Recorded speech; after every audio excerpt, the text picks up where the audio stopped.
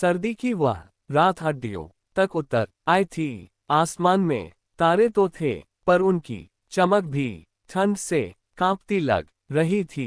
गांव के बाहर एक पुराना पीपल का पेड़ खड़ा था, जिसकी डालियों पर सूखी पत्तियां सरसराती थीं। उसी पेड़ के नीचे लकड़ी और प्लास्टिक से बना एक छोटा सा झोपड़ानुमा घर था। यही था रामू का घर, न पक्की दीवारें न दरवाजा, बस एक फटी हुई चादर जो हवा के साथ लहराती रहती थी। रामू गरीब था, पर मेहनती। दिन भर ईंट भट्ठे पर काम करता और शाम को उसी पेड़ घर में लौट आता। उसके पास ज्यादा सामान नहीं था, एक पुरानी रजाई, टूटी खाट और मिट्टी का चूल्हा। सर्दी में उसकी सांस से भाप निकलती, पर चेहरे पर एक अजीब सी शांति रहती। उसे शिकायत करना नहीं आता था, बस जीना आता था। उस रात रजाई भी ठंड से हार मान रही थी। रामू ने अपने हाथ रगड़े, फूंक मारी, पर ठंड कम न हुई। पेट में भूख की आग जल रही थी।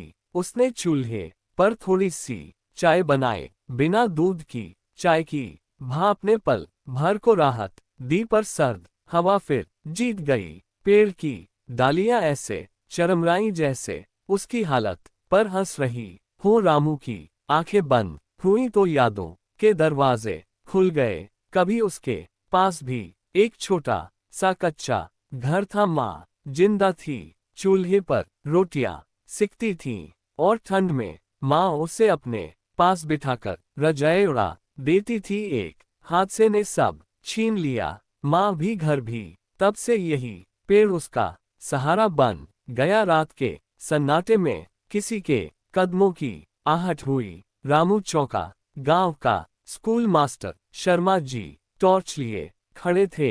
उन्होंने रामू को कांपते देखा तो दिल पसीज गया। बिना कुछ कहे उन्होंने अपनी मोटी शॉल रामू के कंधों पर डाल दी। उस शॉल की गर्माहट सिर्फ शरीर को नहीं, दिल को भी छू गई। शर्मा जी ने कहा, ठंड बहुत है रामू, कल स्कूल में कंबल बांटेंगे, तुम जरूर आना। रामू की आंखें भर आईं, उसने सिर झुका लिया। उस पल उसे लगा कि दुनिया में अभी भी इंसानियत बाकी है। पेड़ घर वैसा ही था, पर माहौल बदल गया था। अब उसमें अपनापन था। सुबह सूरज निकला तो ठंड थोड़ी कम हुई। रामू जल्दी उठा, काम पर गया, पर आज उसके कदम हल्के थे। उससे उम्मीद थी शाम को वह स्कूल पहुंचा, वहां गरीबों की भीड़ थी। शर्मा जी ने खुद उसे एक मोटा कंबल और एक जैकेट दी। रामू ने पहली बार ठंड में